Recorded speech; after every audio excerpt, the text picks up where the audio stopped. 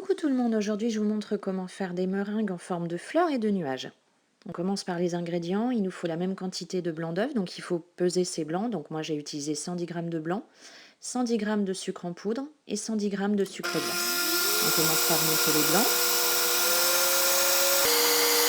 Quand ils commencent à bien monter, on ajoute en 3 fois le sucre en poudre, puis en 3 fois le sucre glace. On vérifie que ça crée bien un bec d'oiseau. Donc là la meringue est prête. On dispose une première moitié dans une poche à douille et une deuxième, voilà la deuxième partie dans l'autre.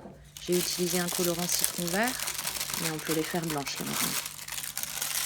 Pour l'utilisation des douilles, donc il faut pour former des fleurs une Wilton 2D et pour les nuages une Wilton 1M qu'on trouve dans le commerce ou sur internet.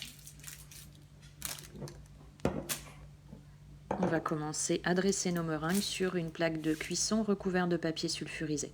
On commence par les nuages. On part du haut, on fait un tourbillon et on descend. Voilà, on tourbillonne et on redescend.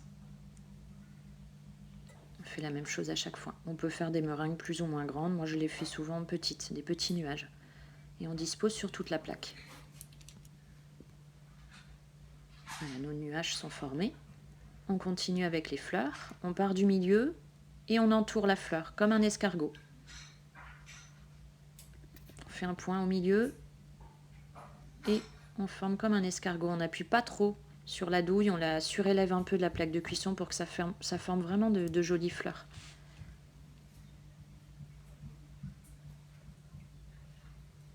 Voilà, toutes nos meringues sont formées. Donc les fleurs. Et ensuite, pour pas gâcher la préparation, il en reste toujours un petit peu dans le fond de la douille. J'appuie et puis je forme voilà, les meringues que j'ai envie de faire.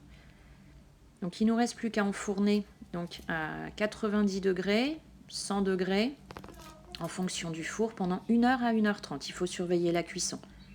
Il ne faut pas le mettre trop fort pour pas que les meringues craquellent.